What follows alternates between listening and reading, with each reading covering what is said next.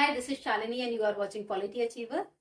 आज की क्लास में हम लोग डिस्कस करेंगे कि पार्लियामेंट में कोई बिल कब लैप्स होता है, क्या सिचुएशंस होती हैं, उन सभी को हम लोग आज की इस क्लास में डिस्कस करेंगे। So don't go anywhere and अगर आप फर्स्ट टाइम मेरी क्लास में आए हैं तो चैनल को सब्सक्राइब कर दें। Let's begin the class. Indian constitution के आर्टिकल 107 के क्लॉज 3 के अकॉर्डिंग अगर पार्लियामेंट के किसी भी हाउस में कोई बिल पेंडिंग है और इसी बीच उस हाउस का सत्रावसान हो जाता है यानी प्रोरोगेशन हो जाता है तो वो बिल लैप्स नहीं होगा। दूसरी सिचुएशन ये हो सकती है कि अगर कोई बिल लोकसभा में ओरिजिनेट हुआ है यानी कि लोकसभा में ही उसे पेश किया गया है और अभी वो पेंडिंग है, उसे अभी अप्रूवल नहीं मिला है और इसी बीच लोकसभा डिसॉल्व हो जाती है यानी भंग हो जाती है, तो वो जो बिल है वो लैप्स हो जाएगा।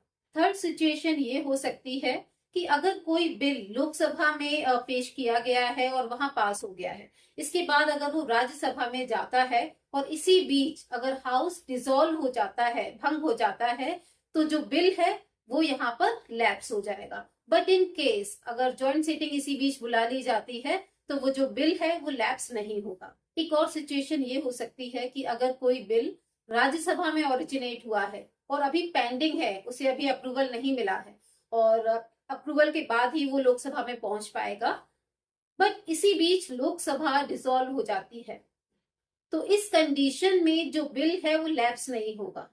क्यों? बिकॉज वो अभी तक लोकसभा में पहुंचा नहीं है, राज्यसभा में ही पेंडिंग है। So I think lapsing of bills से रिलेटेड जो भी आपके डाउट्स थे वो क्लियर हो गए होंगे। सो इसी तरह के और इन्फॉर्मेशन के लिए keep watching my videos and अगर आप फर्स्ट टाइम मेरी क्लास में आए हैं so do subscribe my channel and share this channel with your friends and colleagues. मिलते हैं किसी और क्लास में। Bye bye.